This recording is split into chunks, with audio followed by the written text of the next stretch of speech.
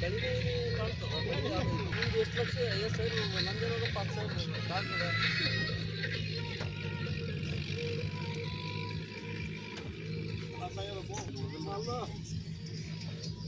ನೀರು ಬಿಟ್ರೆ ಕೆಲಸ ಆಗ್ತಿಲ್ರಿ. ಇನ್ನೂ 2 ದಿನ ರೀ ಟೈಮ್ ಇದೆ. ಈಗ ಏನಾದರೂ ಕರೆಂಟ್ ಕೈ ಕೊಡ್ತೀವಿ. ದೊಡ್ಡ ನೀರು ಅನುಕೂಲ ಮಾಡ್ಕೊಂಡು ಏನೋ ಬರೋಲ್ಲ ಯಾವುದೋ ಮಾಡ್ಕೊಂಡು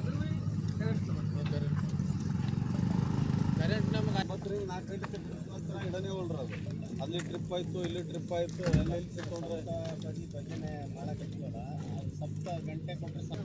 ಅದು ಸಿಟಿ ಅದು ನಿರಂತರ ಜೊತೆ ಅದು ಹೆಂಗೈತ್ರಿ. ಅದು ಡೇ ಟೈಮ್ ಮಾಡಿರಲ್ರಿ. ಈಗ ಬೆಳಿಗ್ಗೆ 9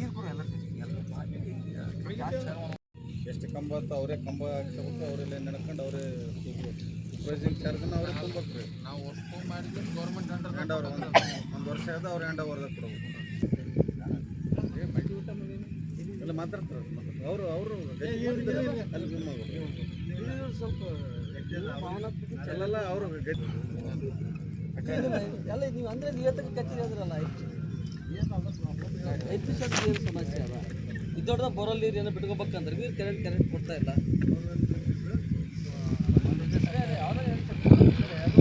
ನೀವು ಕ್ವಶನ್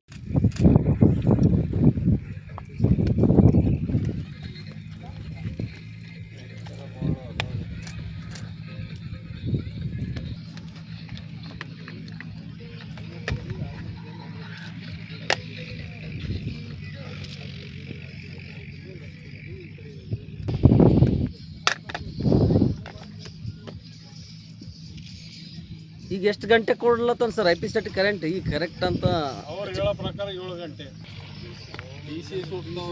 ಅವು ದುರಸ್ತಿ ಜಲ್ದಿ ಇಲ್ಲ. ಅವು ದುರಸ್ತಿ ಜಲ್ದಿ ಮಾಡಂಗಿಲ್ಲ. ಕಂಬ ಬಿದ್ದವರು ಗಾಳಿಗೆ ಅದು ಇದು ಅದ. ಅವ್ರು ಏನಂತಾರೆ ಸರ್, ನಿರಂತರ ಜ್ಯೋತಿ ಕರೆಂಟ್ ಹಾಕ್ಕೊಂಡು ಅಂತಾರೆ. ಏನು ಹೆಂಗ ಮಾಡಿ ರೈತರು ಏನೋ ಮಾಡ್ಬೇಕಂತಾರ ಏನು.